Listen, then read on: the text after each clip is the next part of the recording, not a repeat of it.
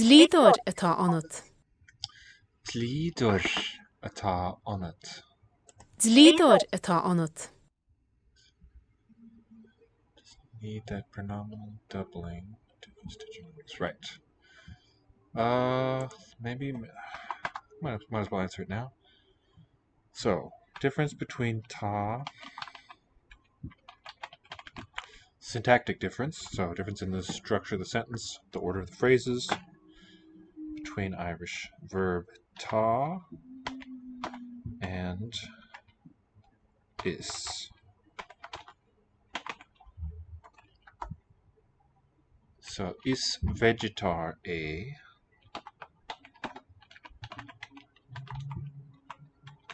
Something like that. He is a vegetarian.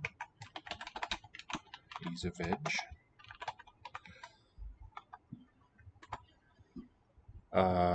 And then if with ta, I don't know if is ta ever used with an adjective, but in a possessive construction, say, the word order would be ta liawer agit. You have a book.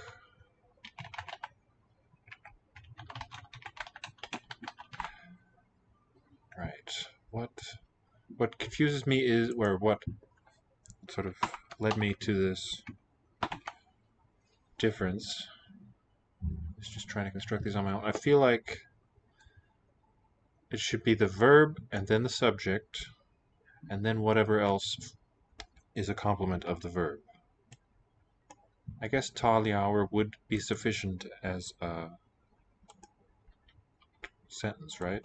There is a book, there exists one in a place, but this agit fills out the meaning to you. Okay, for those who know no Irish yet, it's a beautiful, wonderful language. And my notation here, so let me label the language, it's modern Irish. And I'm using square brackets around noun phrases. That's what they mark. It's just my own personal notation. There's curly ones around prepositional phrases. And these V-shaped ones for verb phrases. And that can be, I'm not interested in the precise definition of them, just sort of verby parts of sentences for now. Right? There's many ways, many things you can call a verb phrase. Just to give us a sort of nice haptic way of looking at this, perceiving the different types of things there that we've got. So with that in mind, is vegetar, to be a vegetarian, is the predicate. Be, and this is the permanent meaning. Be, is, and then vegetarian. So that's the subject complement, and then the subject is out here. He. So the word order there, copula, namely the identifying, classifying one. Complement, those form a phrase. Complement meaning that which fills it out. Not saying something nice to it. So not that compliment with an I, but an outfilly thingy. And then the subject at the end. That's our sentence structure, more or less. The complement in this case is a noun, but I don't suppose that it necessarily is. Maybe. Maybe that's what makes it it. Okay, so I haven't been very clear, but the difference is, where does the subject part come? Is it right after the verb? Here, the subject is liawer, the book, and it's right there after that inflected verb. I suppose it's inflected. It's sentence initial. It's invariant. No, it would be Tom, Tommy. So it's inflected. It's a zero ending. Hey, welcome. Nice little California Abby you got there. Cal Guru. I like that Guru. One of my sort of pseudonyms involves Pandit, also taken from the Indian language tradition. Alright, so this one here, speaking of this copula type sentence. Phooey, it's doing that thing again. Where it hides the chat from me. There it is. Let me know what languages you're most interested in. We're doing a bit of Irish right now, but we're trying to do them all. All the ones on Duolingo currently. You're not in you. So the T, the U stem. We've seen that in agate also we have it. me get this one. Glider ata onat. So in you. There is a lawyer in you. And this ata, why is this verb not sentence initial? Which you are. Lawyer, which you are.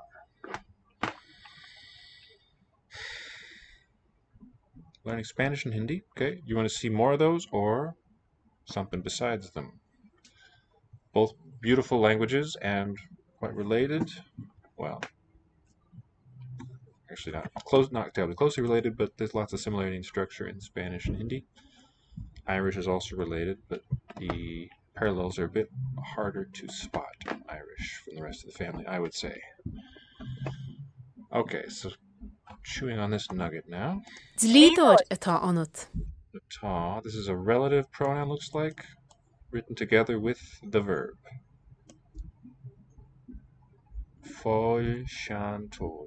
All I've learned of Irish essentially has been from welcome.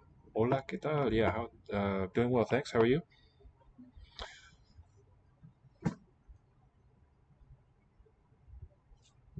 Ata. Levi says, oh yeah. Let's see. Where does this word come from? Irish for vegetarian.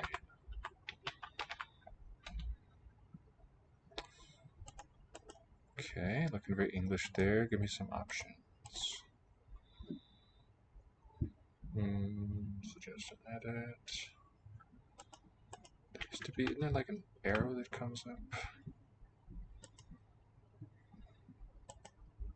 I am disappointed. I don't think it is translated that at all. But to answer your question, I get it from Duolingo. This one is lawyer. Ata. Lawyer that you are.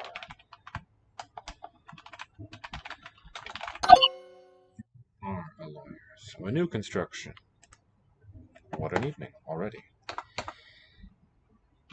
Let me just copy because it's got those accent marks. Glider ata onat. In you. Lawyer.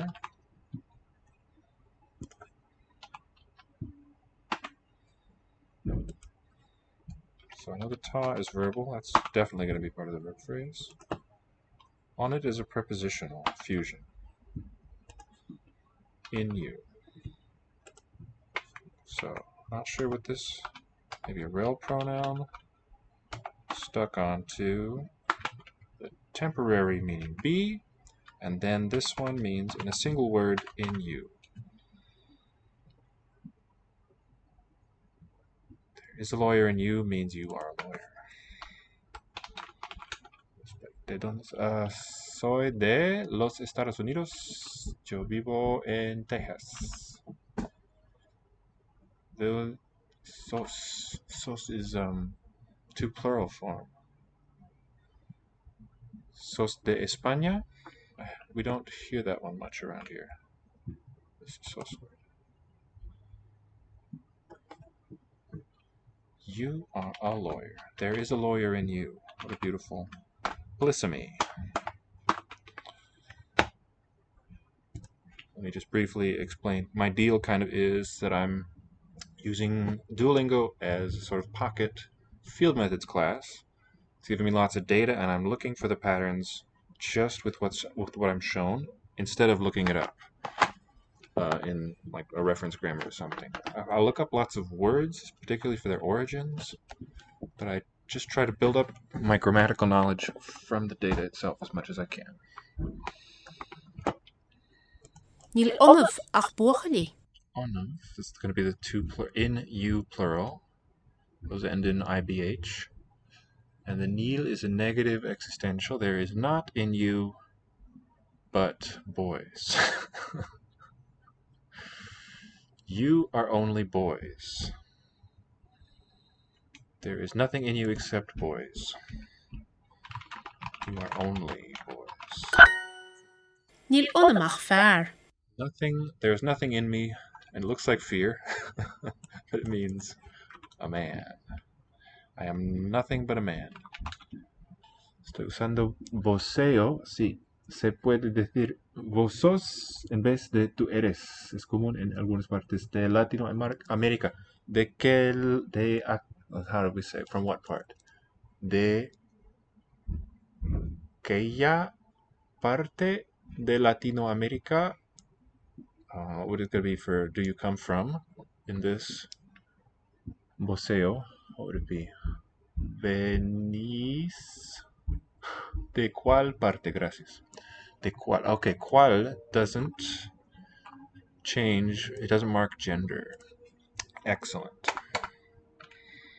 Español. Cuál. So in a sense, I like to think of that as having a zero suffix. Cuál. We might expect cualo, cuala. It's not that. And in Latin, in fact, it was a consonant stem. So there's not really an ending there, but just we need to note that it's not an inflected, or not a gender marking one. Qualis. And the accusative would have been qualem, I suppose. So where does the stem? Stem would be an I stem, I think, would be the best place to divide it. And a final E would normally drop. It's the final U that's preserved as O in Spanish. Let's do a bit of maybe Hindi. Soy de los Estados Unidos, pero hablo un español muy parecido a lo de Argentina. Gracias. I really like that a lo de. That I'm not quite sure what the best label would be for this lo. Pronoun. Or article, pronoun? De lo que. But when you nominalize, right? How do you put it? That of Argentina. So, un español masculino. Translated something like as that of. To that of Argentina. We could match that word for word in English. Anyway, a deictic word, like a pointing one. A lo que Argentina. My favorite language? Well, really hard to choose. Excellent question. Lo de Argentina meaning Español. So, let me put it this way. Thank you. I've never spent any time with a language that I didn't just absolutely love.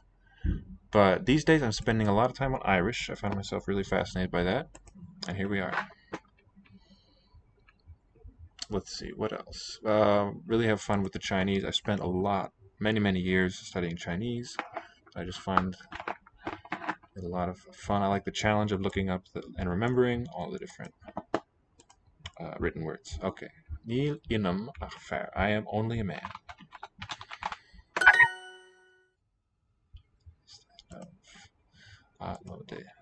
Similar to that of Argentina. We can, yeah.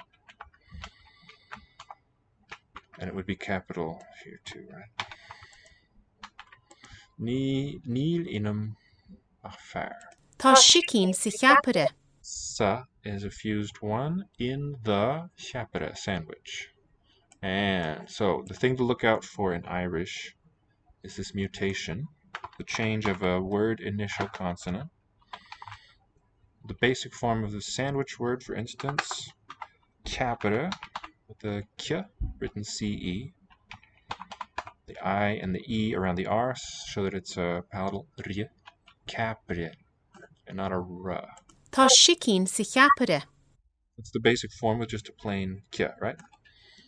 你也会说中文吗？一点点。¿Qué piensas de Stephen Krashen? Oh, let's see, language pedagogy guy, right? Krashen. He seemed I have very little knowledge about him. I watched a video or two and read some short snippets of his stuff. It seemed like a really sharp, smart guy. I knew what he was doing. I don't quite remember. It's been 5-6 years now. I don't quite remember What was he about? 我特别爱说中文，学中国话. Maybe we'll do a bit of that later too. Tashikin, there is chicken. This is that existential one. And so with ta, we next get the subject and not the complement. There is, because sahapere, this phrase, which means in the sandwich. Or is it in his sandwich? I think it's just the.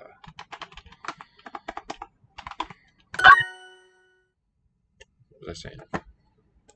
Anyway, the thing to look out for, capita, gotta keep that there, is how that changes within a phrase, in this case a prepositional phrase. Sa is a fusion, it embeds the article to within it, expresses that, and we're going to get this type of change. There's also a voicing change that could happen to a ka, it could become a ga. It looks like cheap, and I suppose it's related to our word cheap. But this change of a ka to a sha in conjunction with this word sa has a certain grammatical value, and I think this one's going to be a dative singular form of a masculine noun. And so this, well, I'll leave it there for now. Sahapere. So the takeaway is you'll get changes like a ka to a sha. There's lots of other changes too. Not a simple matter. Tá pibur san anra. You hear that weakening of the T marked by the H to a H. An H, basically. Tá pibur san anra. Sun is in the, right? And this is also going to be a dative form because it's the same.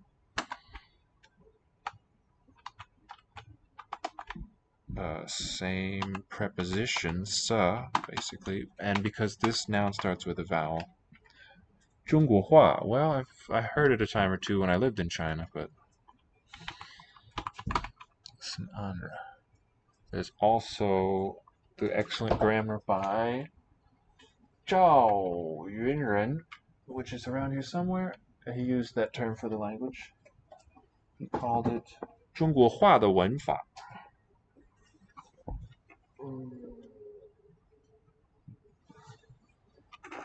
Yeah, here it is. Grammar of Spoken Chinese. Very famous book from 1968. He uses the term 中国话. So, if nothing else, please accept that as evidence. Really excellent grammar. A very thoughtful, brilliant scholar. Alright, this one. Ta pibber san anra. There is pepper. Existential. Like I in Spanish. In the soup. Right? Soup. Dlídorí atá onain. Onain. In us. And it means lawyers, plural suffix here, that are within us. We means we are lawyers. Firmor atá inte. Inche. It would be in her. She is. And is this a specifically feminine form? Could be. Inche. There is a farmer. And so it's this word order. Within her. Fer. Mjör. Lots of vowel letters used for Irish. Ata. Inche. She is a lawyer.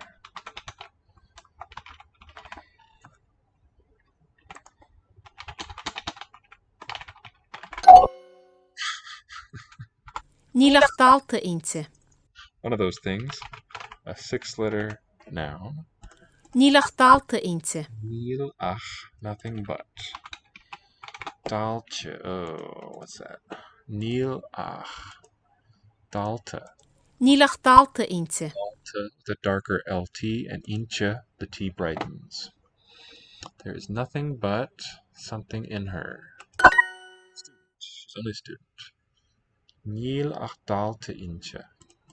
Tá an tarach on.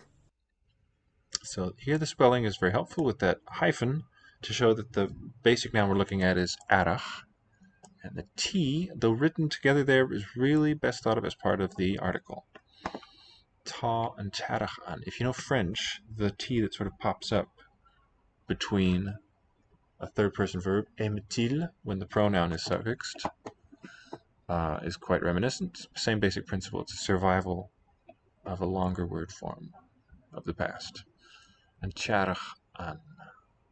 Ta and charach, and that one was the spring. Ta with an together. Oh, into it. It is the spring. What an unintuitive. Interesting. She is a farmer. And this inche meaning in her. Farmer, some sort of relative, I think, prefixed on the verb to be. A ta. And then inche in her, fused form. So normally in a declarative statement, in a sentence in Irish, it's going to be verb initial. We'd expect the ta out front. And here we've got the temporary one for the profession, unlike Spanish, I think, right? We use ser to name our profession, but in Irish it's that stative form. Doctorí tá antu. Dochturi, plural doctors, atá unto are in them. They are doctors. It is the spring. Níl ach. No, it was an tiantach or something. Tiarach. Ta an tiarach an.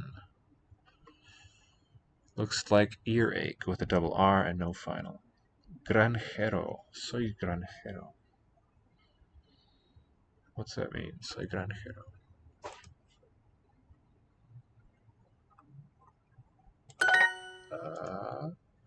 Translate well now. Looks like the word granger into English.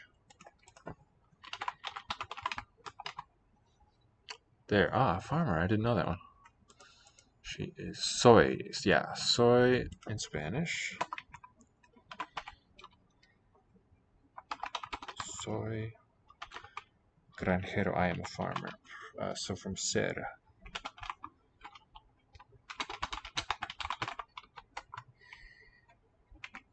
The verb. So ser is that permanent one for being, which I equate generally with is of Irish, but here we've got that ta instead, the other be verb using ser. Gracias.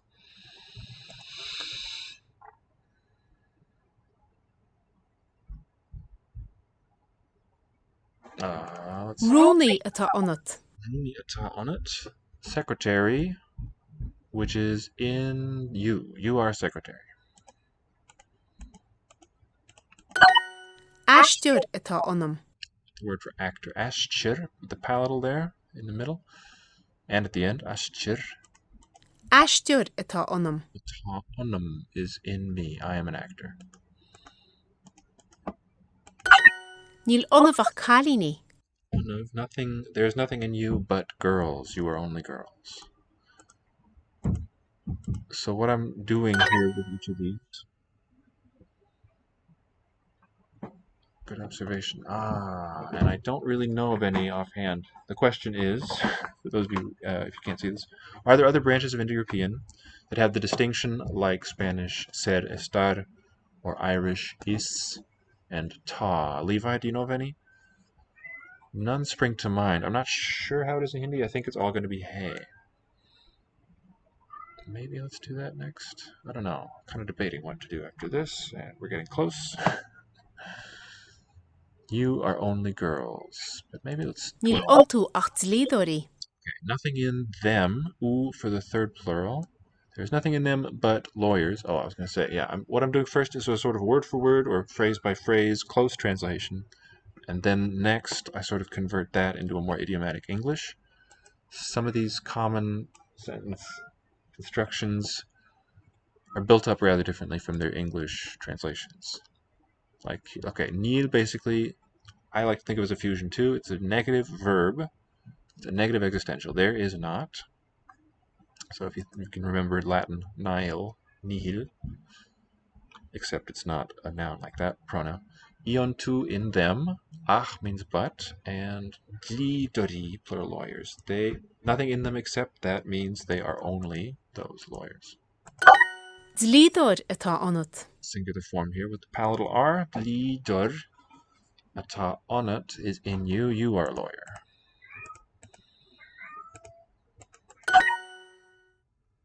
Fermór atá iontu. In her. She's a farmer.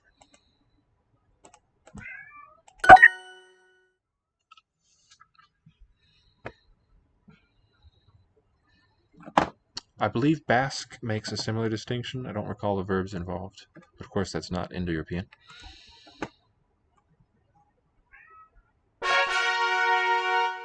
And there is, well, it's not quite the same thing, but Russian has something interesting going on. I'm not sure when it will use the existential. Yes, right? And when it can drop. I haven't quite worked that out. 14-day streak. I'm congratulating myself on my other account. Way to go, me. I'll feel much encouraged when I see that. So, since there is a bit of knowledge of Chinese, let me ask, have you ever used or learned this type of input, this system, 仓颉? I started studying it last year. I absolutely love it. It's a joy to use. I want to introduce it to you, if not. And there's other ones that I'm just sort of becoming acquainted with. There's this Q Hanza one for character lookup. Maybe let's... Oh, I've already got it open. Yeah, let's get to know these. Precious little entry, generally of Chinese. So, like I say, I've spent several years on Chinese. If you got any questions about any of these words or phrases, I'm here for it.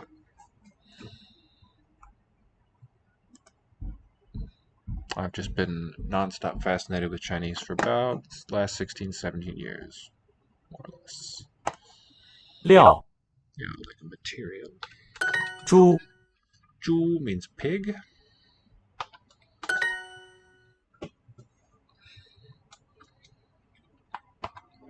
Liao. Alright, let's do them from left to right. That's yin, 饮 to drink. That's a classical verb. Doesn't really mean drink on its own. Yang, the sheep. 羊 Liao, 料 Zhu, 猪 the pig. Here we 料羊 sheep. Yang, 饮 yin, verb of drinking. Yang is the 羊 sheep. Pork is 猪猪肉 Beef is 牛肉。牛肉没听过那些网站。Okay. Maybe let's start off with a little introduction to it then. It is so absolutely wonderful. I'll put it in the chat for you. In fact, this whole family of 为什么迷中文迷上 Oh, wait, is that it? Yeah, 迷 Well, I have a strong connection to the graphic component of language learning. I love the writing of it. And Chinese is just so rich and has so much to offer. Every word is a picture or a painting, or the simple characters are wonderful, and the various ways they combine. It's just all nonstop a gem, in my opinion. Endlessly fascinated by it. Plus, there's the sound correspondences between the dialects and the languages that have borrowed Chinese. I just love really rich sources of language like that. Yin, 饮 Zhu, 猪 the pig, Yang, the sheep, 羊 Liao, 料 Yin. 饮这里的饮料很贵这里的饮料很贵。The beverages here, the drinks here, 很贵 are expensive. 明天我们去饭馆吃羊肉。 Let's set that aside for a minute. Let's focus on learning this system. Let me put it on the big screen here. And if we scroll down, so if you follow that link, there's a whole nice set of useful inputs here linked on that left column. And here's the basic set as it maps onto a QWERTY keyboard. So Z and X have sort of special functions. Z is just used for punctuation. I haven't learned how to use that. I haven't bothered with it yet. And X is really cool. It's a sort of grab bag for things that are difficult to break down. But essentially, you break down the tens of thousands of Chinese characters that are in use into combinations of these 24 components. A through Y plus the X there. Right? And so A through G, they form the set of like basic elements. And then it's H through N for basic shapes, basic sort of stroke combinations, and then it's the human body set after that. Okay, so let's look at A, the sun, B, the moon, yue. If you put those in the field, it can be either yue as distinct words, or Ming, that's the character that is written with those two components, right? That's so. Let's do another combination like O, Q, say. O is Ren, the human. Q is the shou, the hand. It can be those two together, or the human stroke, Ren. Here it's representing this variant, those first two strokes of Nian. And then below that, anytime you have two horizontal strokes with a vertical running through, that's a variant of Q, like as if it were the hand. Shou zi pang. So an O for this part, and then a Q. They give that. That's sort of the gist. Let me give you another resource, but that's the basic, what do you call it? Thumbnail sort of sketch of what it does. Here on our website, langoinstitute.com. Go to our blog. A few months ago, we put up an introduction to this system, and we've got lots of sort of language learning posts about using linguistic knowledge, how to, right? Losing my train of thought here. 我同意，我对汉语的语法不太有趣，但是我觉得汉字挺有意思的。Your your Chinese style sounds very idiomatic to me, from what I've been able to learn. Whether you like I understand the sentiment. So, for those of us who don't know Chinese, the sentiment, I agree. I'm not terribly interested in Chinese grammar, but I feel that Chinese characters are very interesting. Certainly agree with that second part. Right, I'm just interested in grammar in general, in the broadest possible sense, like how languages work, how they're put together. I understand it's not everybody's thing. But whatever you sort of need to do to internalize the rules for producing good-sounding Chinese, that's what I'm interested in. And Levi says, I'm excited to get to the four-corner method on the Q-Hans. If we get to that, no. I'm here to take suggestions and I want to hear what people are most interested in seeing. Maybe I should prepare a bit more on that, though. I haven't looked into four corner at all, but I'll show you what I have figured out from these things that I can share. 明天我们去饭馆吃羊肉 means tomorrow. So phrase by phrase, tomorrow we go restaurant eat sheep meat means okay. 吃 We will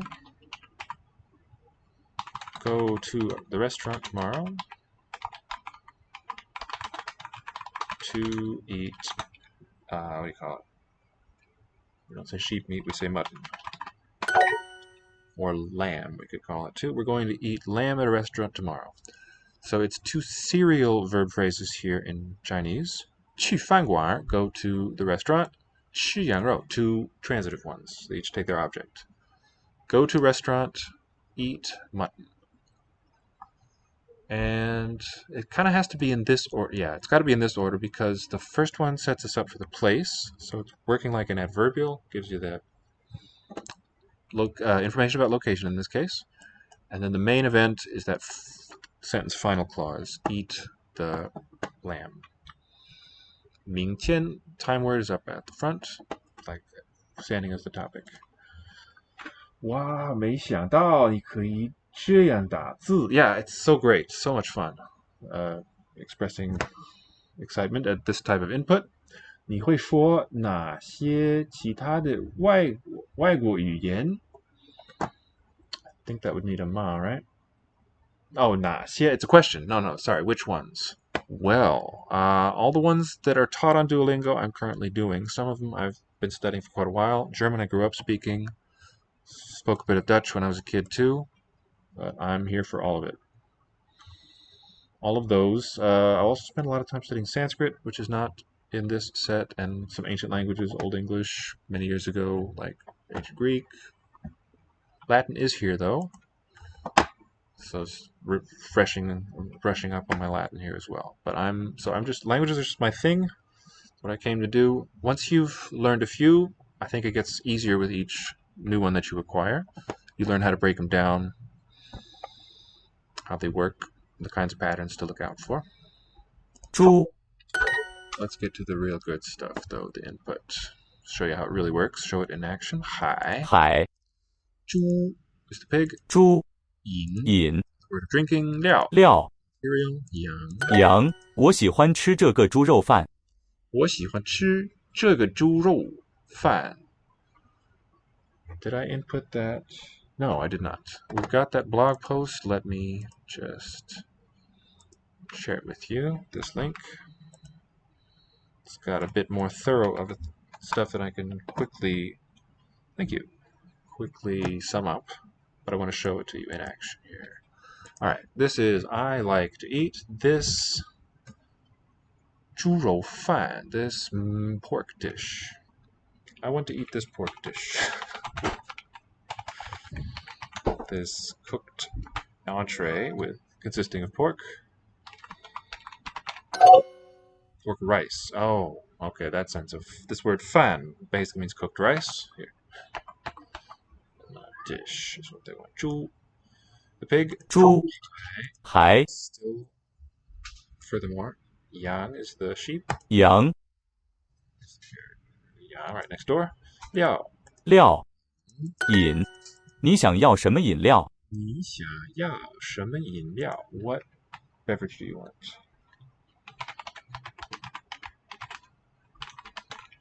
The reason I say what beverage is because here that 饮料 is going to be a noun with this 什么. 他想吃羊肉还是牛肉？ Here we get to it. I get to input Chinese, the funnest bit of the funnest of the funnest. So this is my answer to the question, which languages do you forget how it was asked, which is your favorite, which you enjoy the most. I really, really love hunting for the characters. 他想吃羊肉还是牛肉？ 他, picture that one in your mind. It's got 人 字旁, and 人 is O. One downside of this particular 餐记 input, it's not only available here, you can install it on your computer quite conveniently, and there's other online ones, I'm sure. This is the name of it. It's after the legendary inventor of Chinese writing. Alright, 他, it needs to remember what it's doing. Okay, I input O for 人, and then the ye on the right is broken down into PD. Just take my word for that for now. Oh, and let me show you the nice thing about this one. So O, P, D are the keystrokes for that. It gives them up here in yellow so that everyone can see what I'm doing. So it's not totally mysterious. So you can easily retrieve these characters if this is even your first time seeing Chinese. Just go to this website and hit the keys that I hit here. You can get them too. 他想吃羊肉还是牛肉？ Xiang, it has the tree is the first one on the top left. The I, mu, on the right side ends in a U stroke, and then the heart on the bottom is a P. Xiang. Oops, I hit the wrong one. Too many there, but the xiang is what I want. 他想吃羊肉还是牛肉？吃羊肉. 吃 starts with the mouth, which is R. Then it's that same person variant O, and then N. So 吃 is R-O-N, Ron. 想吃. 他想吃羊肉还是牛肉？ Yang breaks down into the sort of grassy component on top, then that hand variant. TQ is yang. Rho here is predicted, but I want to show you that it's O for the person. Top. We're scanning the character from top to bottom here. B for that enclosure. OB together would give nay. And then one more O gets us 肉, OBO. We're just scanning it. The first component we get to as we scan downward is basically the 人 shape. And then we have that enclosure as in 月, and then it's 人, OBO. 还是 for anything that has 走之, we put the Y out first. As the outer enclosure, just listed first because we're scanning left to right. Outside in is the rule order. So with 仓颉,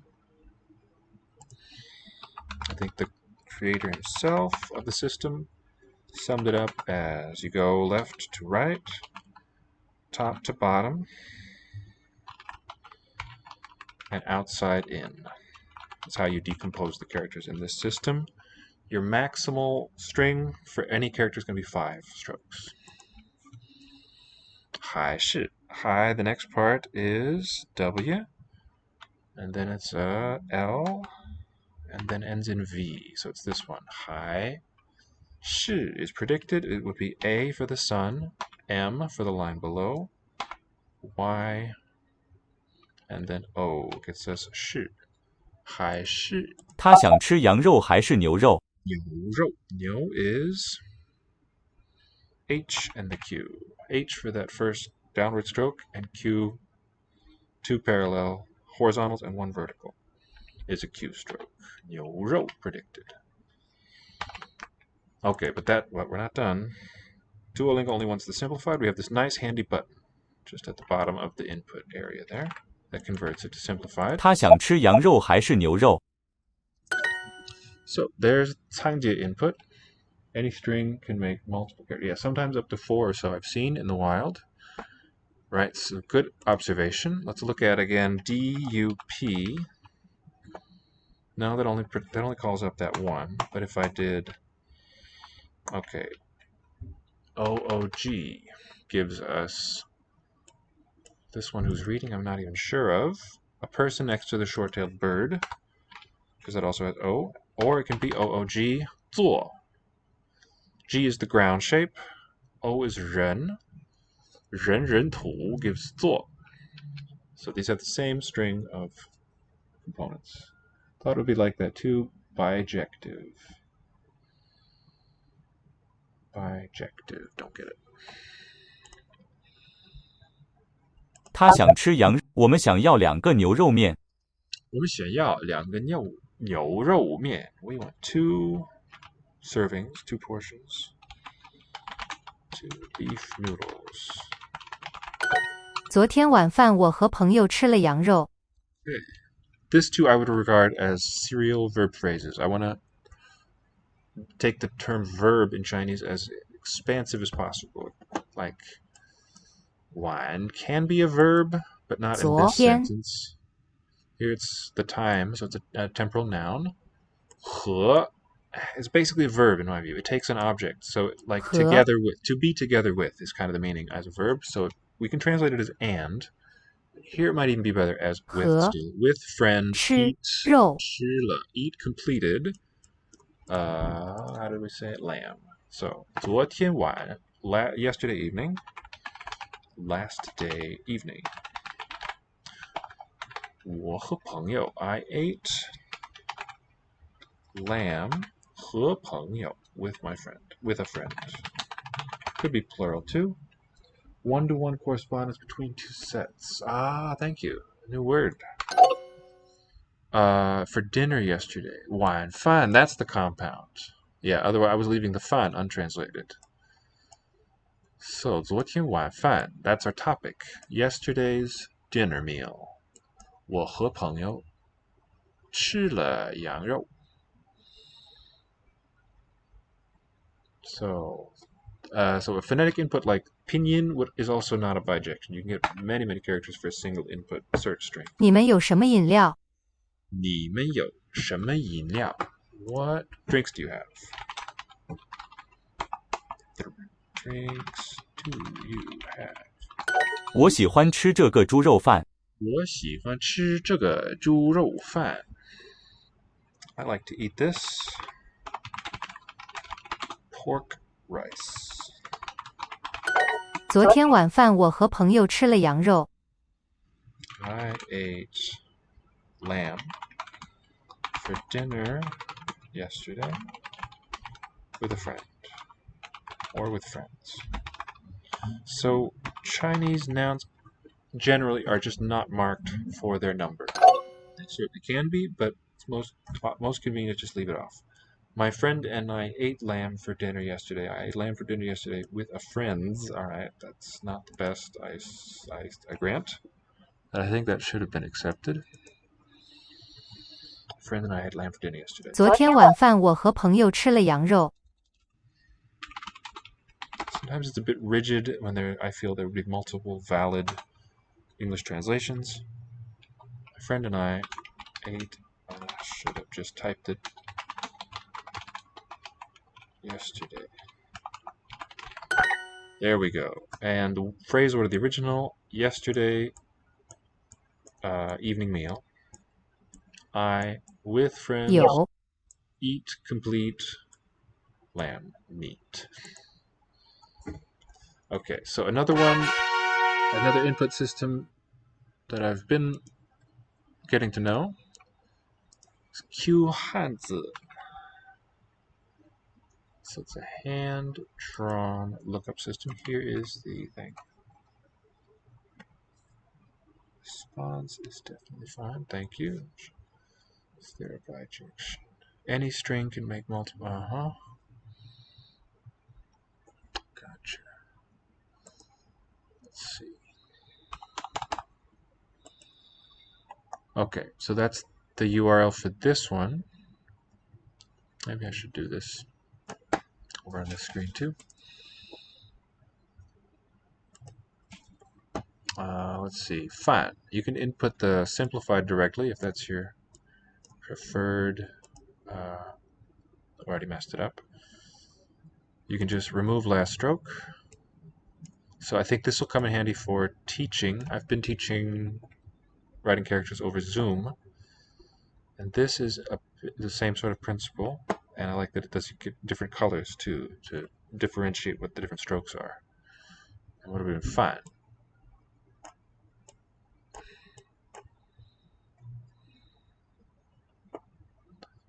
And I don't want Hui, I want this fine.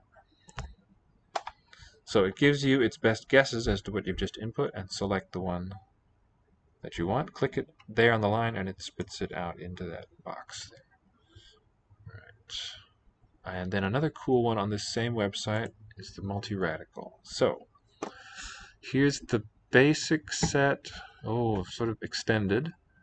The idea is that of the Kangxi radicals, with several more added and sorted by number of strokes. So to get the fish yu, it's got the field, it's got tian as one of its components, and that's number 102, and that is right here. So click that, and it's also got the fire, the 4 dots below. So click that too, and then it gives you all the subset of Chinese characters that have at least those two. So you can just keep going, keep clicking what else is represented in the character, and it narrows the field of options. But here it goes, it's the very second one. That's the one I want. Yu. Would be another good example. Let's do the shark springs to mind. So it's, well, it also has the fish. Maybe not.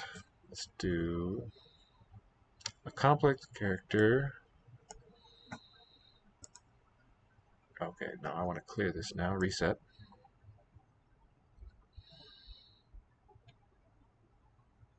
So like yin, which we saw, that old verb for drinking, it's got the eating radical on the left. Where are you? So both forms are represented.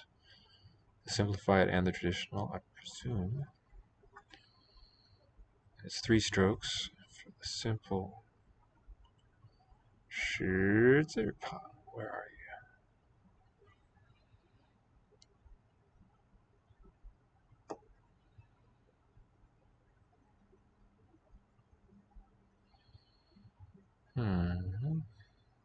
Okay, here's what I want. And then it's got qian, the yawning radical, this one. And that's the only character of that description right here.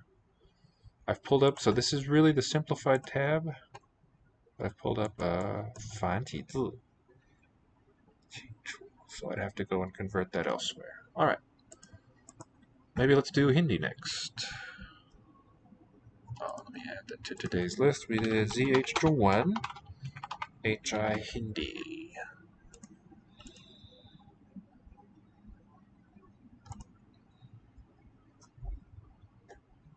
Order isn't considered in this too radical thing? I think that's correct, yeah. Oh, great question, Levi. Do you have to click on order? It looks like no. Let's try that, though. If I clear all, and I say I want to find the same one, the fish, I'll start with the 4 dots first, and then say Tian.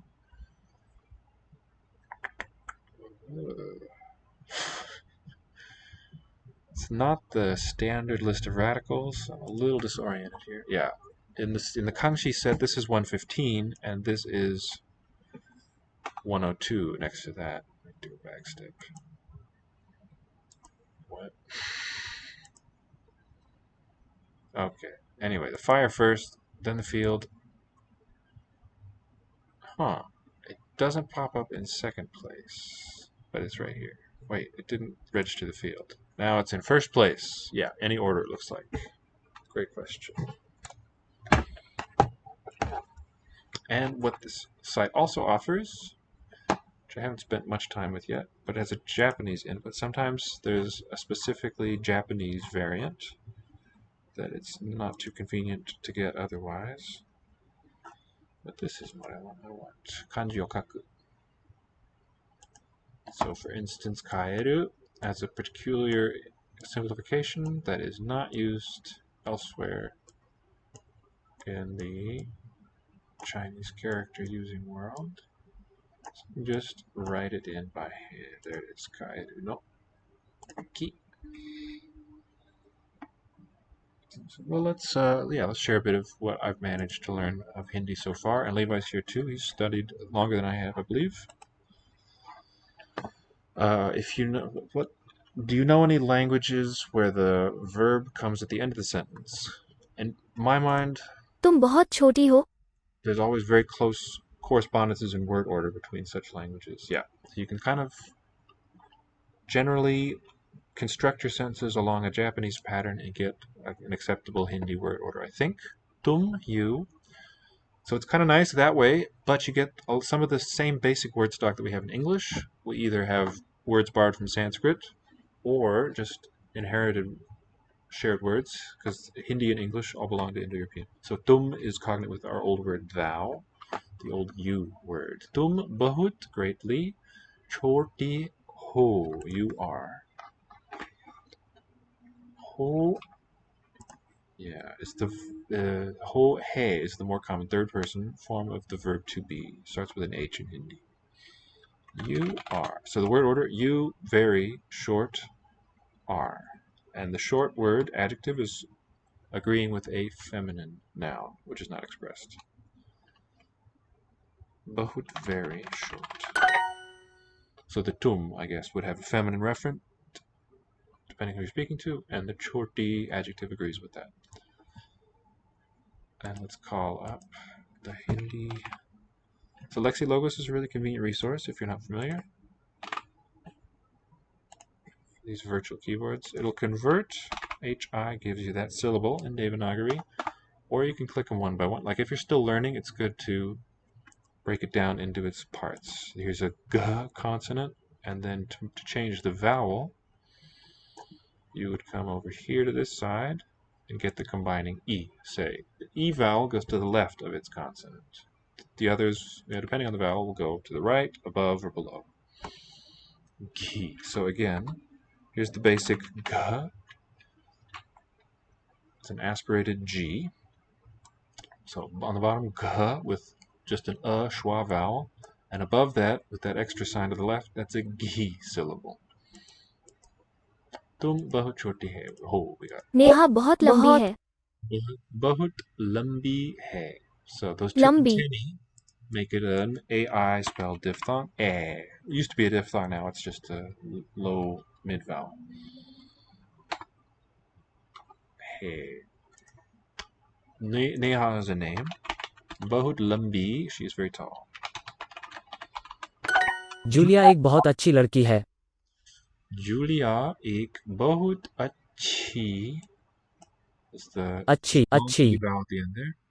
लड़की, same thing. लड़की Those show feminine gender. Hey. Julia is hey. एक बहुत अच्छी लड़की is a very good girl. Same word order in that part within the noun phrase. Ek is the numeral 1. Bahut, very. Doesn't change its form. Achhi is an adjective that agrees with the feminine noun for girl. Ladki. तुम्हारी माँ कैसी है? Tumhari maa kaisi hai. We have two nasalizing signs. Those dots floating on है the stem. They nasalize. They show that the syllable is, like in French, a. Tumhari, your ma, your mother. Kaisi, how is she? कैसी? How is your mother? And if a parent is the subject, even if it's singular, the verb will be in the plural form. Neha की बिल्ली बहुत बुरी है. बहुत. Neha billi, feminine noun for cat. Neha's cat is the topic. Bahut buri hai is very bad.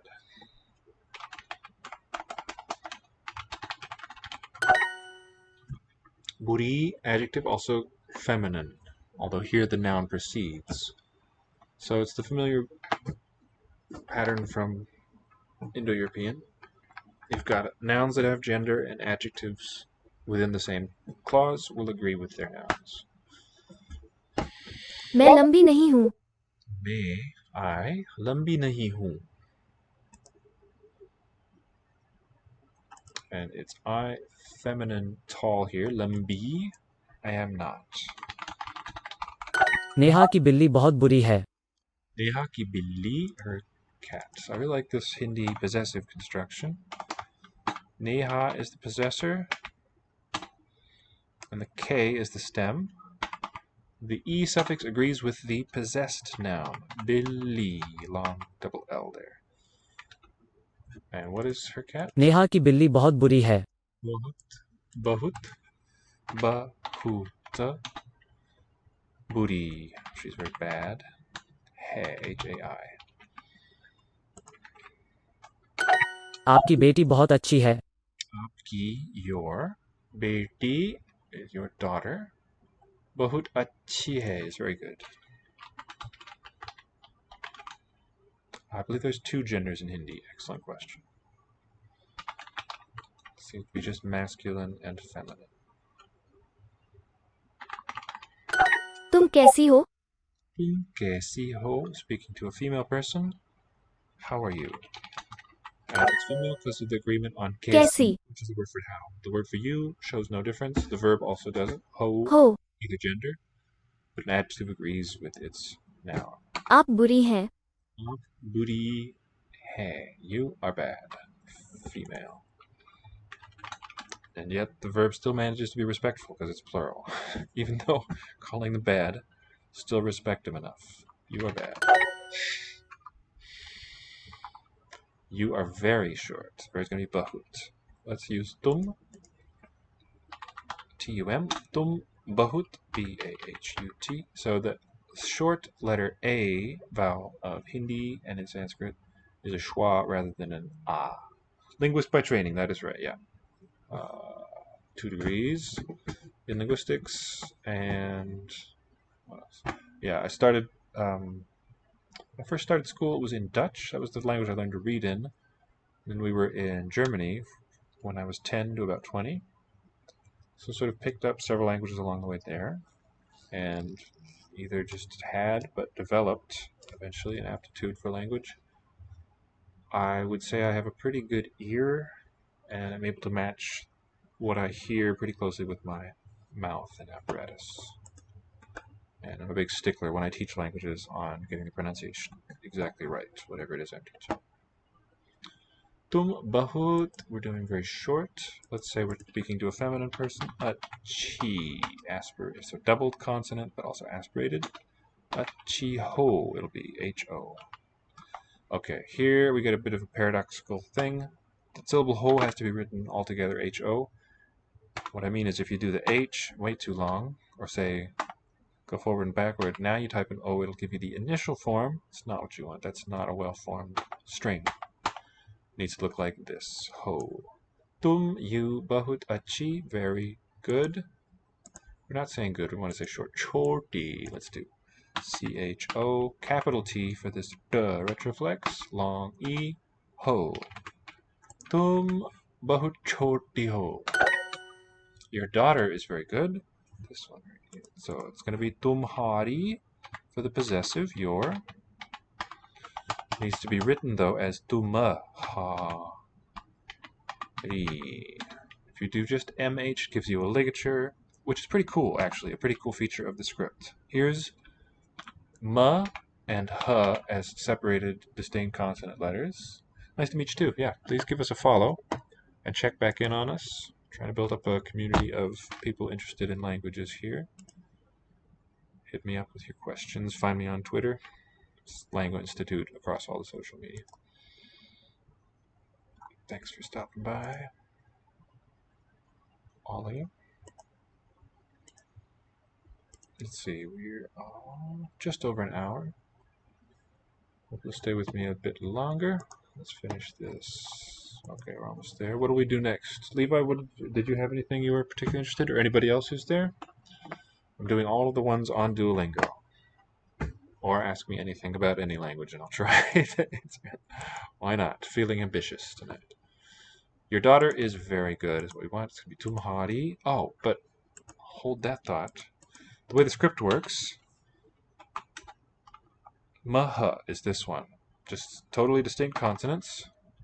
Now, if I type MHA, it gives me maha, and that shows me no vowel space. So this stem of the M is gone, and it's written right onto the H consonant. Ma, say, that would be one.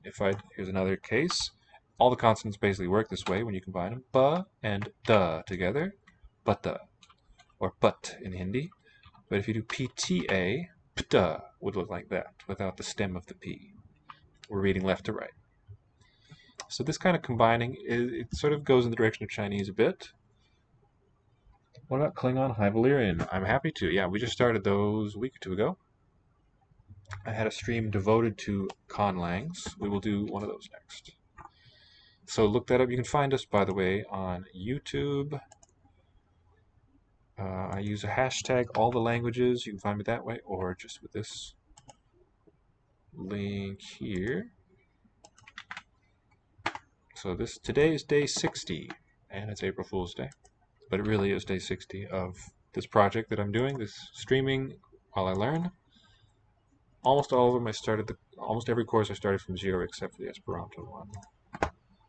Anyway, your daughter is still very good. We need to express that. That's a waiting for us. Tumhari beti, and this is the curled T, that special shape. E feminine is very good. Bahut achi. Bahut achi hai. H-A-I. Write that one all smoothly. Go. But it should have been tumhari. Oh, that one should have been the ligature. Not tumhari, but tumhari. This stretch there. Good to know. So I'm a bit firmer in my Klingon than my High Valyrian. So let's do that first. Toki pali lipona mute tawa mikin. Should have given it number for April. Don't follow. Toki. It looks like Tokipona. Yeah, Toki pali lipona. Is that talking about are you talking about the Pali language? Lipona mute. I don't know Tokipona, but Levi knows some.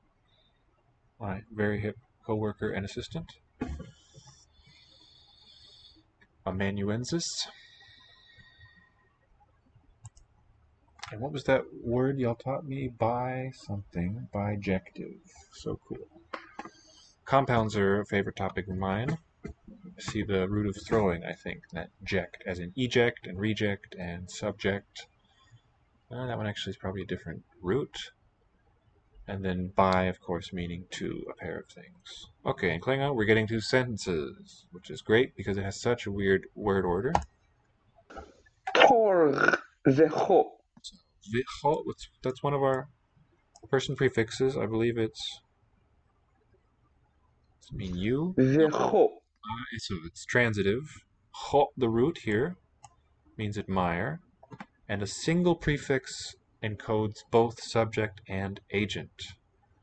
So one of these days I'll get my old paradigms that I had written.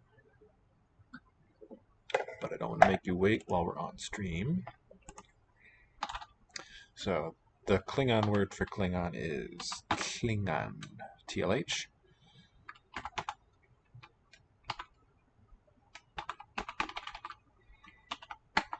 Vi, VI, prefix tells us Tor viho. Vecho. Tor. So it means first person agent, third person patient, like that. Viho, admire. I admire Tor. That's a name. It has that cluster. It's probably handed down from the writers that the name had to be this. Shuv.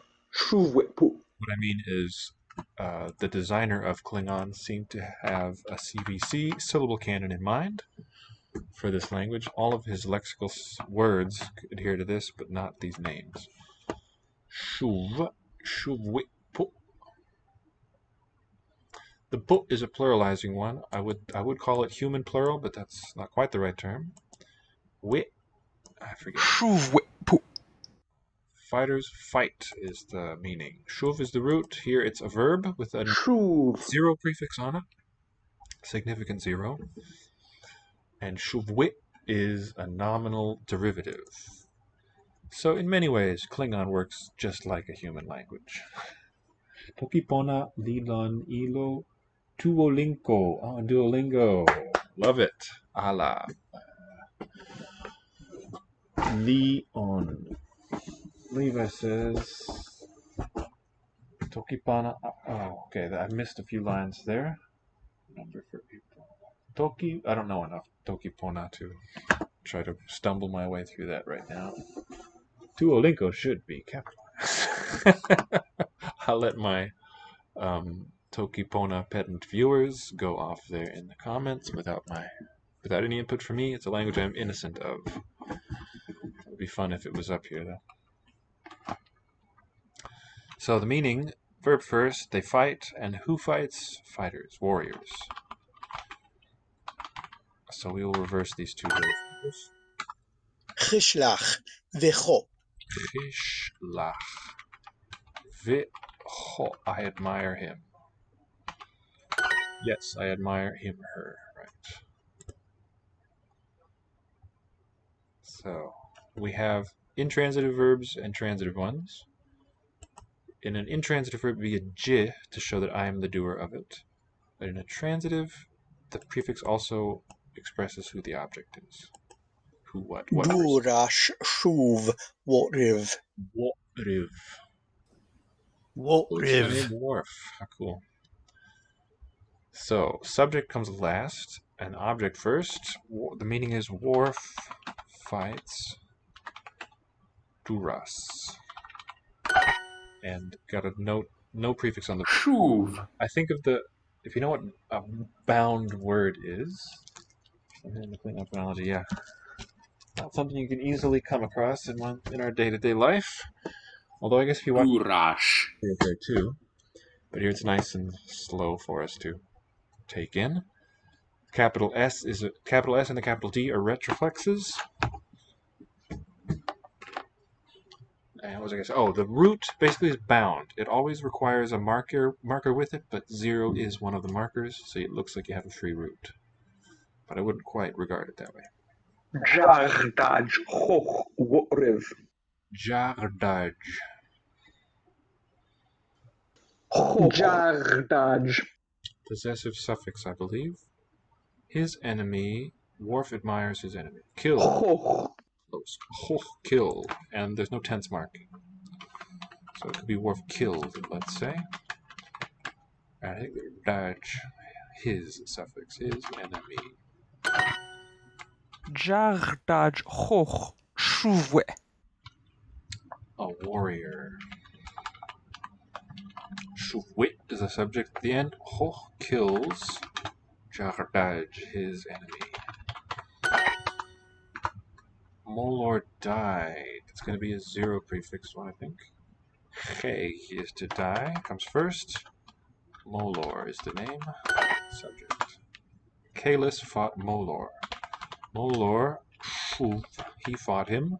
This is transitive. So the transitive for third person agent 3a, or acting on third person patient, is 0. And the spelling here, Qeylish. Qeylis. What did I get? Oh, EY it should be. The Discord. Do we? I don't know. Okay, Levi wants Arabic. It shall be. I shall make it so. What exactly is the Discord? I've never been on there. You think it's something we might want to look into?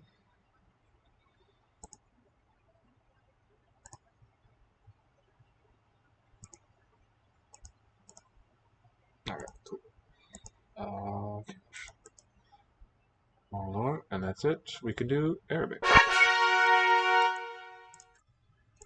Sningan and ARB Arabic.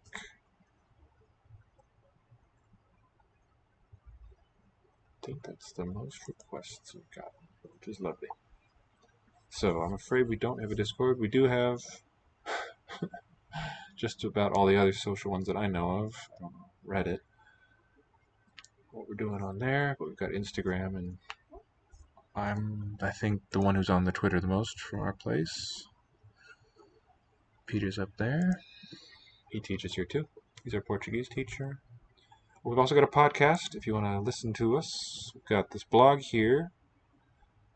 So, from our homepage, Things blog, we'll take you to the overview there. We've got a podcast with 6 or so episodes. Yeah, 6 just went out. Then the first 6 have been on just the basics of linguistics for language learners. And then a sort of conversational setting, not formal at all. But Lisa and Peter especially are very, very knowledgeable about their topics. They've both got their PhDs.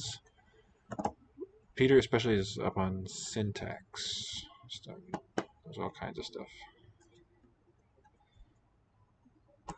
Okay, the topic is university for our Arabic lesson. بيح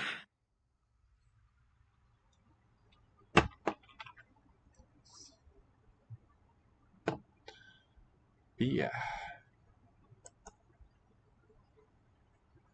بيح Final one there. Remember, we go right to left. Final is that raspy H, the pharyngeal. B-ya-ha. بيح Yeah, and we have a lowering as we go on the way to the pharyngeal. Traditional a transition, not traditional, a transitional a developing on the way. بيح Unless it's this structure. Maybe it's just an unwritten a. It could be that we're looking at B-I-Y-A capital H. Biyah.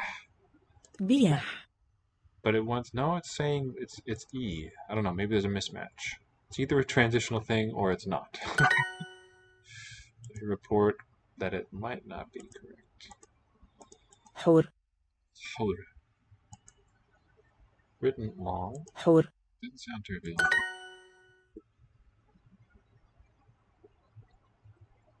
Yes, very well. Hur. Yeah. جور What we're trying to do, of course, we're on YouTube as well. I shared that earlier. What we're trying to do is create a community of people who are just interested in languages. They're always really cool people, in my experience. We're all about sharing the languages that we know with each other. Lisa's my teacher. I'm Lisa's teacher. And Peter, let's see, well, it's been a while, but he's sat in on my classes.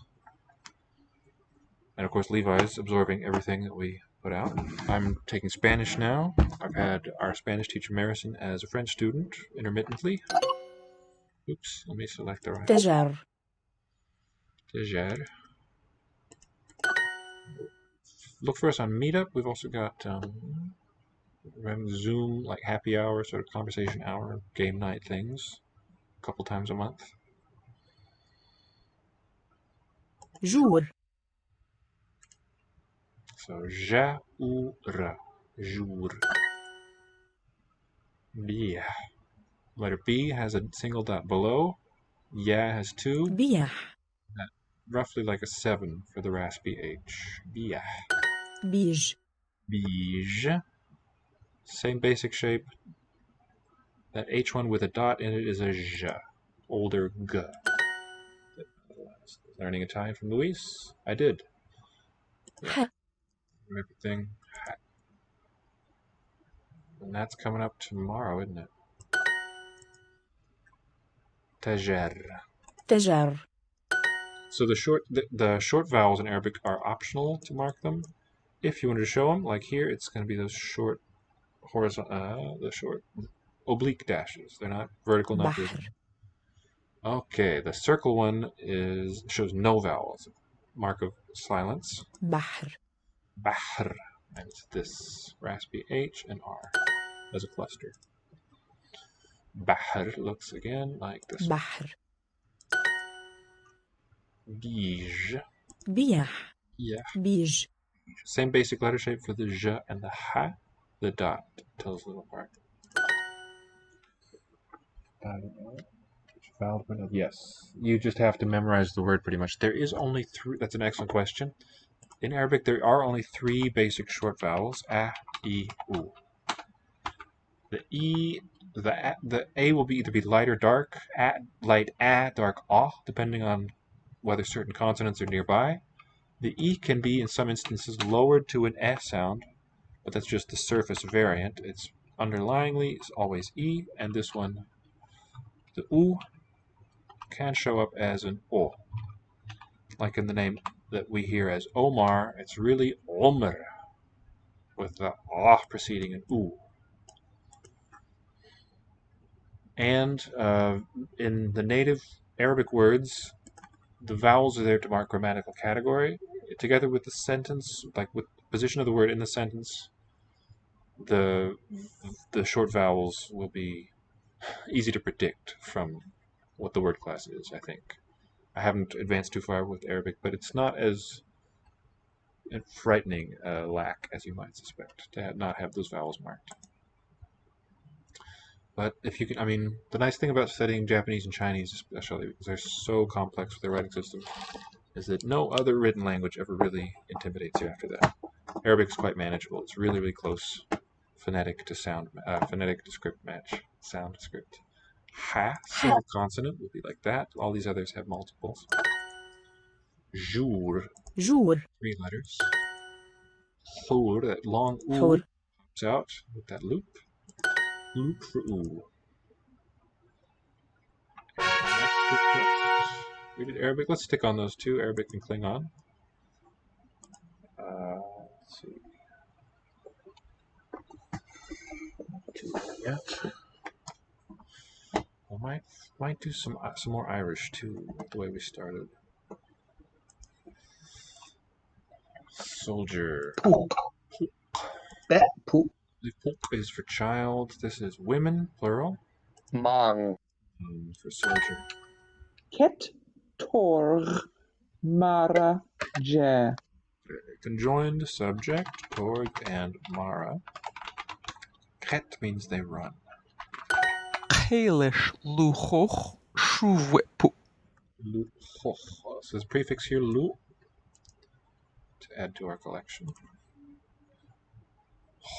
Luchoch. They killed her. That's, oh no. Right, we're gonna see. Lu, they, her. Luchoch.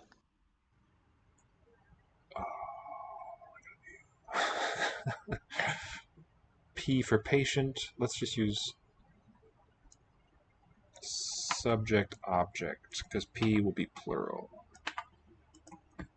Because now we've got lu prefix that has third plural subject, third object. Maybe explicitly singular, maybe not. And the subject is warriors. Is that admire? Luhoch. Killed Kalis. The warriors, yeah. Be luler puk pu. Okay, same mark, same Luler. Leeg, the verb of seeing. Children see Luler. the woman.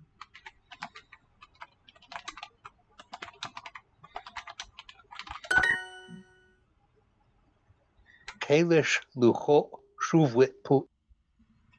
Shuvwit pu, the subject at the end. Warriors.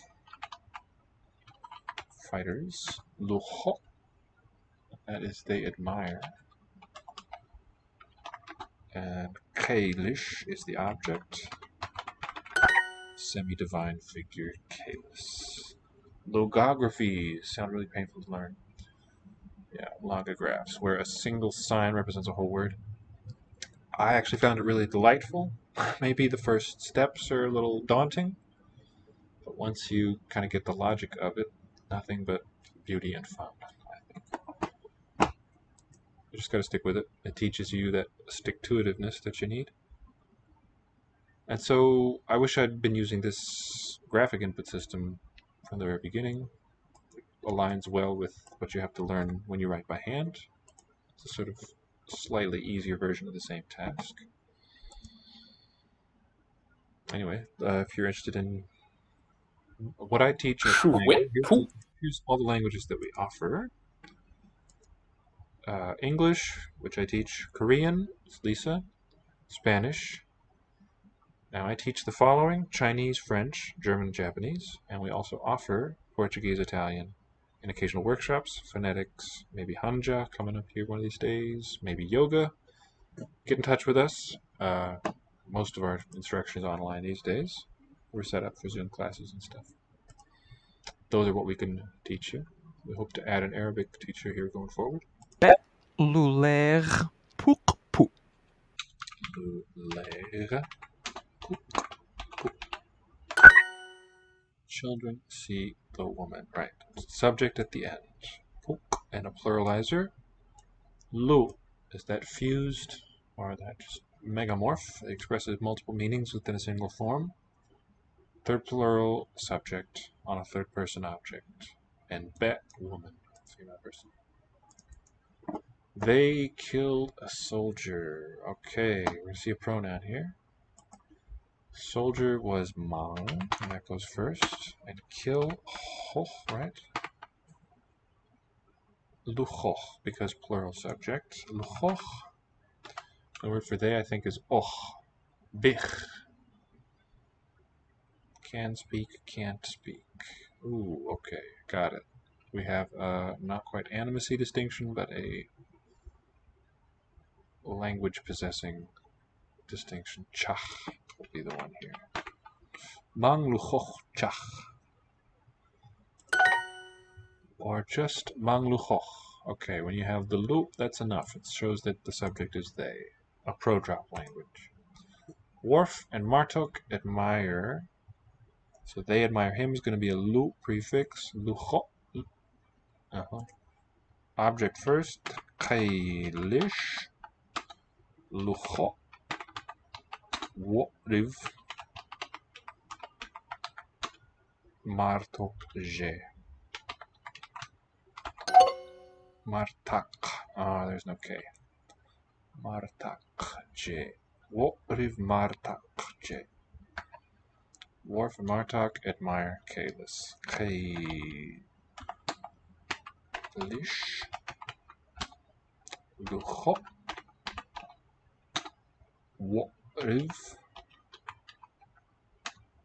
Martak je.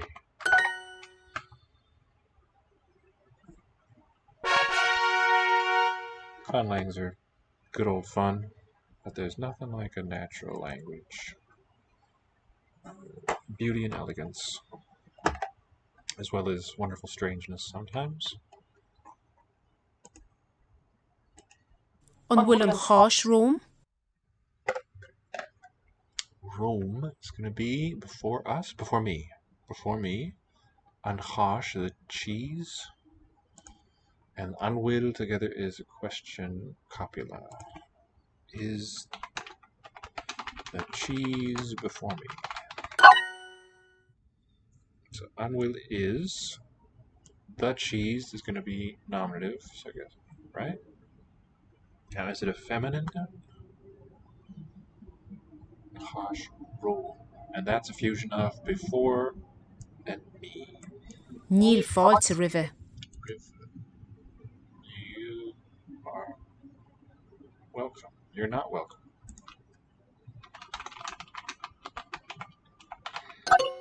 He is not welcome. River before him. There is no welcome before him would be a literal. Tá fáilte riampa. Translation. Ta falche rimpe. Looks like a feminine singular form before her. Rimpe.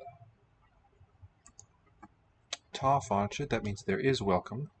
She is welcome. There is welcome before her. An bhfuil fáilte rún inniu. Rowing in you. Are we welcome today? Now, rather. In you. Today. Should have been. Níl Oh, fáilte rompu inniu. They are not welcome today.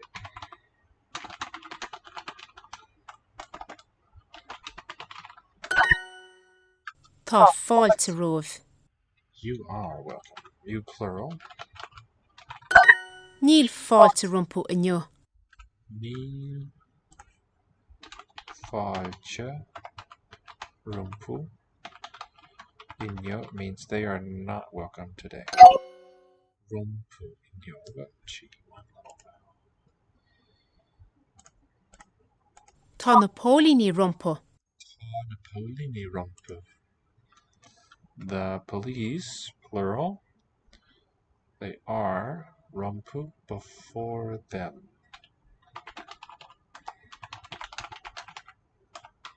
Not quite sure what this sentence is telling me. Before them in space. In front of them. Tá an capar a roimhe. Capita is that sandwich word again. River means before you, plural. Before him, river. There is a sandwich in front of him.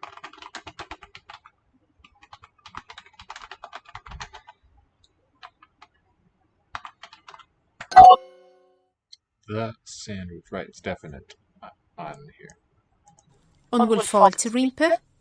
Rimpe was before her. Is she welcome? Good. Níl fáilte rom. I am not welcome. Before me, literally. I am not. An bhfuil na locha roimhe. Lucha river are the mice. Are rats the mice? River before him, in front of him. Tá bear rom. There is a bear in front of me. Bear is bear. Roam, a fusion, and before me. Tá oraiste riampa.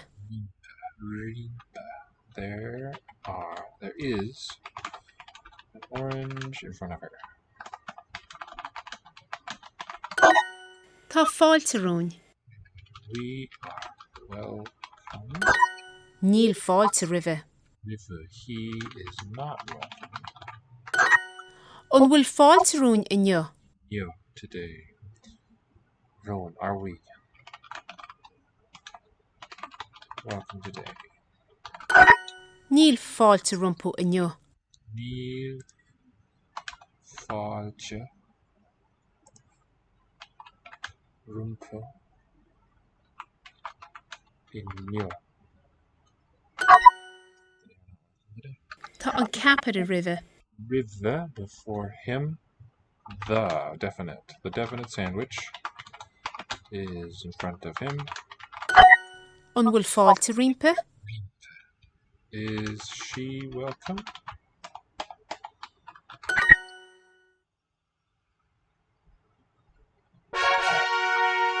little bit monotonous there, but it's good to practice those. Get them thoroughly mastered. Let's do adjectives. Níl sé sin fear. She shin.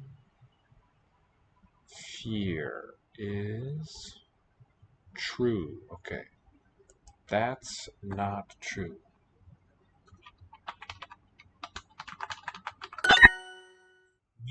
What's the structure here? What is going on? Irish. Níl, there is not. Sheshin, I think together, is a single noun phrase. Fear, the adjective.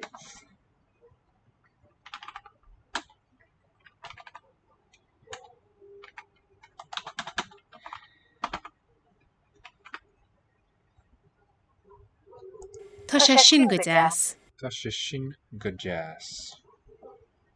That there is very nice. That is nice.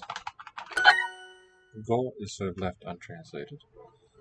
Ní fear an scéal seo. Níl. Ní fear an scéal seo. It is not true. Fear. That's the comment part of the sentence. It's not true. Unscale shaw. Unscale that story shaw there. Scale should be that spelling. Okay. Colm mar tá me tuirseach. Turshach. Ta me turshach. So here's that thing I was talking about, Levi, with ta. Yeah, here's one where you have the adjective rather than a noun. What were those other ones? Is vegetar a? Glieder atá on it. So these atá ones are something kind of different. Here I have tá me turshach, and this is in a, what do you call it? Nebensatz, in a subordinate clause. But it means I am tired. And the word order here is temporary be, pronoun I, tired. Right? Instead of, so here the subject pronoun is right after the verb as opposed to this construction. Let's do a different one here. Let's do moonchar. I don't like this vegetarian word. Moonchar. T-E for teacher. He is a teacher.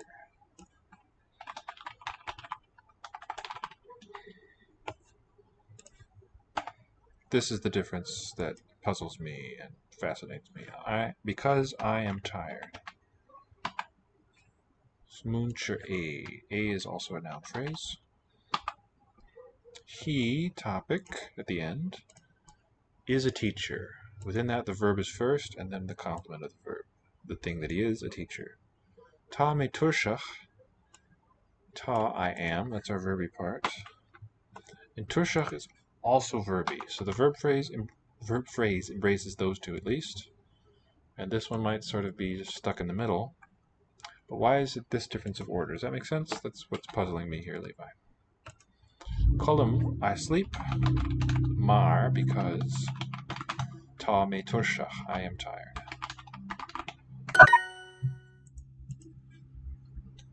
And the meaning here was there was a because before, or a reason given, I am tired.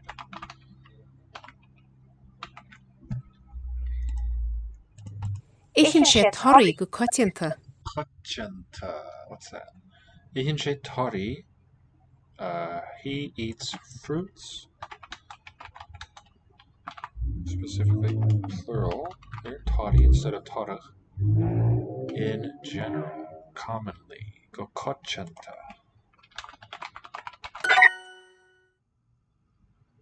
Ta shiv dahangach. Is this color? Bilingual. Shiv, you plural. Bilingual.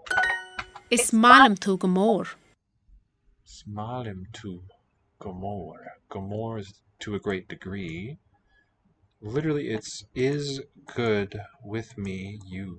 You, I means I like you a lot. Gomor. Like a lot you. I like you a lot. So here's another relevant, pertinent sentence with is as the verb. Smalem tu. That is quite different from ta liao or agat as far as word order overall. Isma.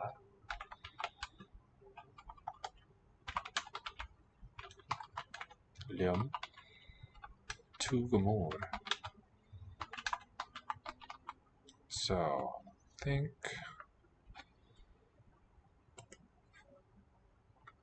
this is in the narrower sense the verb phrase. It is good, isma. Liam is prepositional, with me. To, subject noun phrase. And then this other one, to a great extent. Let's make it like adverbial. Preposition like. Smalim tu gamor.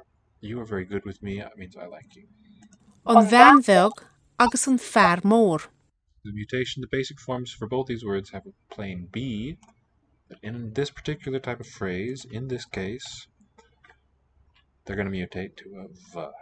The bag means small, big. Small woman, van, ban, agus, and the big man. None of those here, neither the noun nor the adjective mutates. Just the feminine one.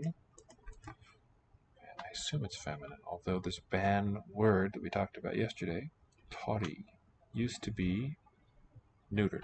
Small woman and the big man.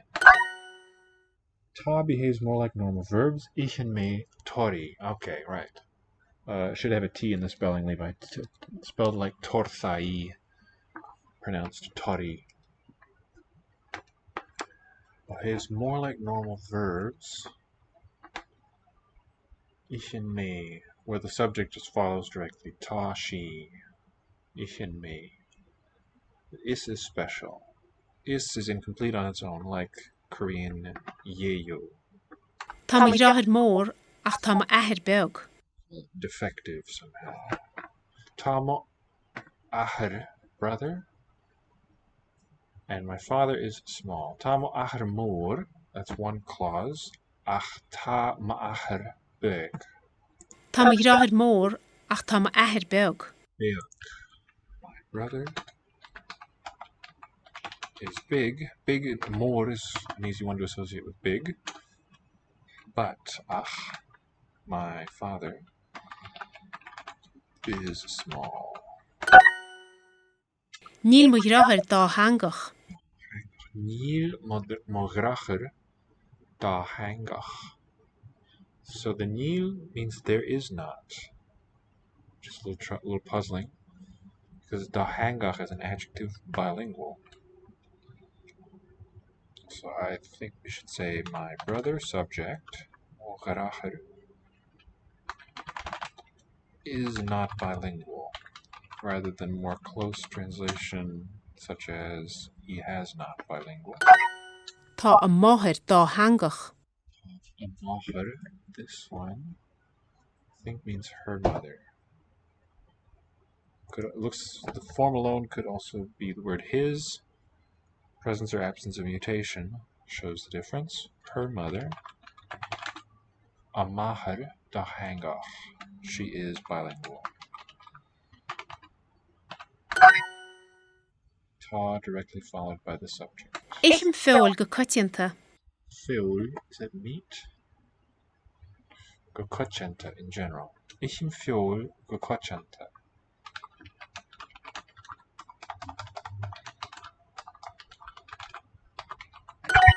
Cá bhfuil an bia deas. Jess. Ka will, where is? And be a jess, the good food. The nice food. Time tushach. I am tired. An bhfuil de chut tarseach. Will the hot tushach? Is your cat tired? Ní fear an scéal seo. Ni fear. It is not true. Ni fear. An scale. Sho. That one. That story is not true. This story. Sho. An scale. Sho.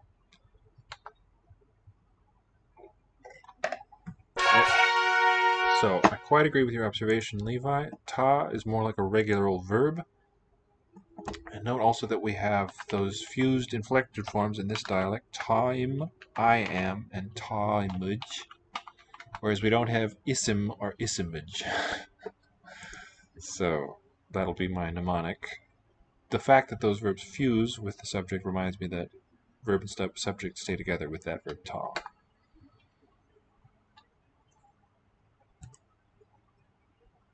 Let's just stick with it. Tá sé oscailte. Ta she, it is. She can mean either it or he, because osculcha means open, works better with it.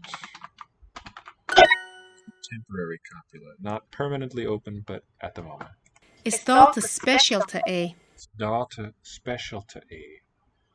This a is the same word as that she, it's a mutated form, because now we're dealing with this is verb of being, the permanent one. It means it is, sort of have to decode this sentence from the outside in, like a Chinese character, a special date. Let's sort of absorb this wonderful sentence structure. Is data specialta, that's a noun phrase, a special date, and that one is the complement of the copula. This noun phrase a at the end is our subject. Just like Ismalium tu Gomor. Ismalium tu Gomor.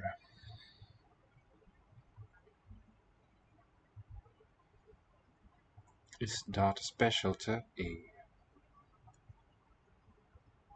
I feel like this lium should be within that verb phrase. Let's move that. Tá sé oscailte. Ta she, it is open. She osculture.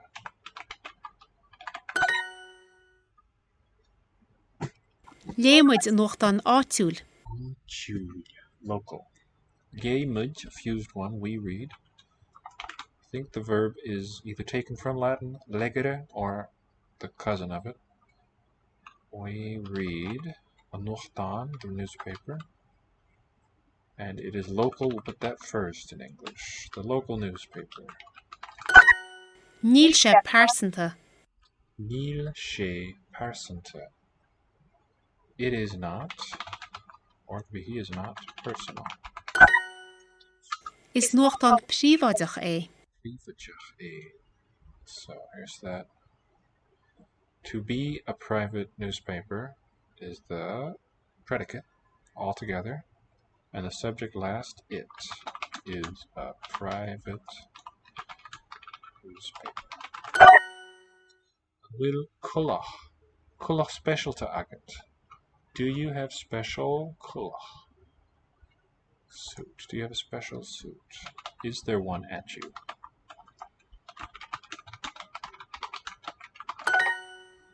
An will kullach special to agat. An bhfuil sé oscailte. Osculture, is it open? Níl sé persanta. Níl sé persanta.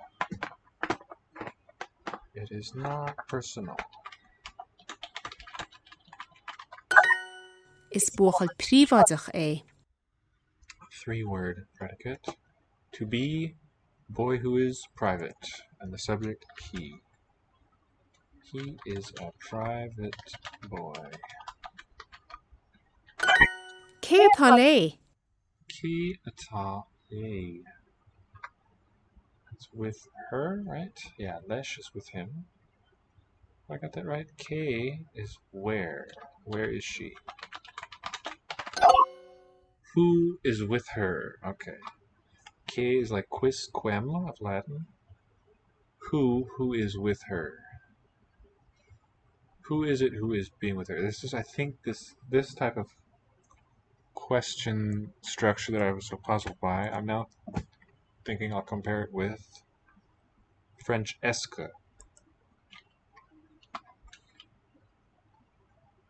Who is it who is with her? So, structures. Who is with her? And the structure of the original. Que, subject pronoun, who. Ta, that relative verb.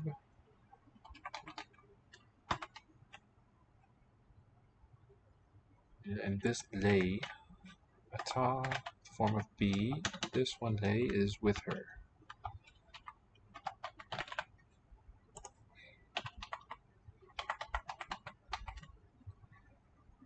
So here, the subject is at the beginning. Because it's a question. It fronts the question word just like English does. Is kosher achul e? Is kosher achul e? It is a local something, a local party. And e, the feminine pronoun, because party, that noun is feminine. We'll say it still. It is a local party. Is kosher achul e?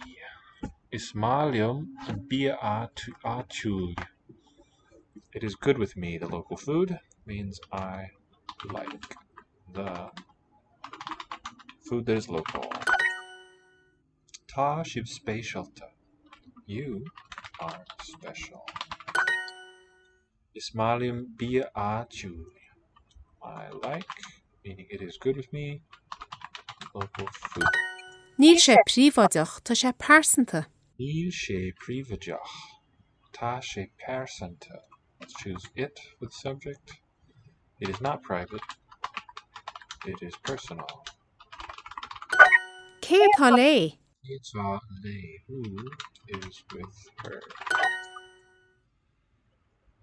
Can you elaborate on that? Well,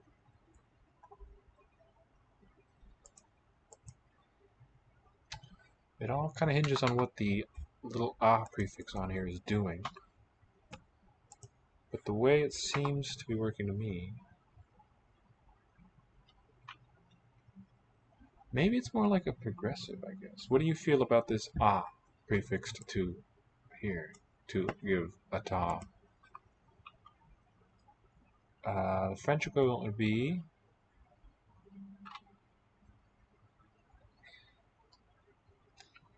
qui est-ce que, qui est-ce qui est avec lui, avec elle. Qui est qui est avec elle, right? Am I typing nonsense? Just run this into Google, not a totally reliable judge of the grammaticality of things, because it'll translate anything you put in it. Let's see, let's detect this to English. Who is with her?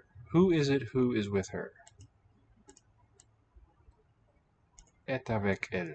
What I mean is that this is with her is all together, and it's embedded in a larger, higher sentence matrix, if that makes sense. Possibly. I'm not 100% sure. It's just kind of an intuition, kind of a guess. But in French, it's definitely the case. Avec elle. Our kernel sentence is person X, unknown. Il est avec elle. He is with her. That is our verb phrase. But it's instead of the subject, it's a gap. That's been it's now here preceded by the relative pronoun. And our outermost sentence matrix has this inflected verb, also est. They happen to match. Qui est avec elle. So I think que of Irish is doing the same work as qui est qui. Does that make sense?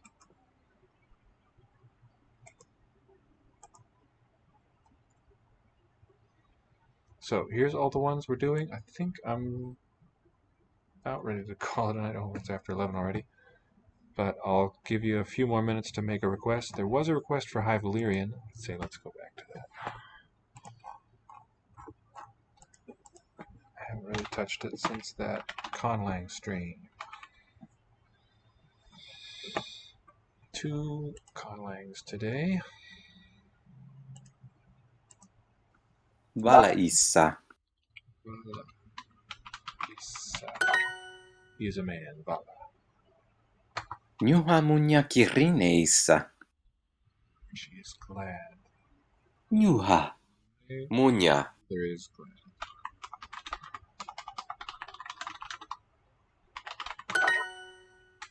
Munya abraissa.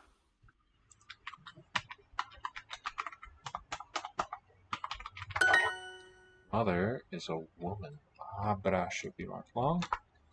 A girl, a boy. Yikes. Rinya.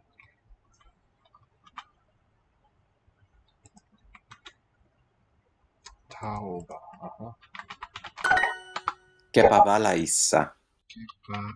Vala is someone is a man. My father is a man. My father. Kepa. Nyuha. Nyuha kepa.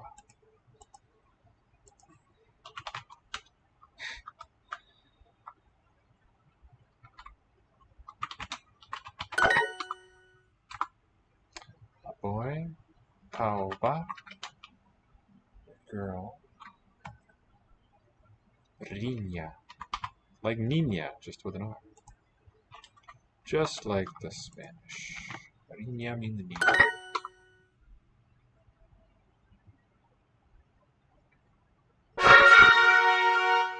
That's fun. Good grief, look at this league. After everything I've done, only 22nd place. Killing me. Look at this person. 11,000. To my piddling 768. Oh my goodness. What is this beast?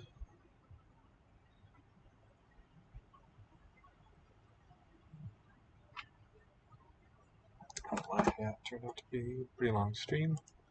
That's a follow. So, speaking of follow, please give me one if you haven't yet, and come and see us again. And I'll see you then.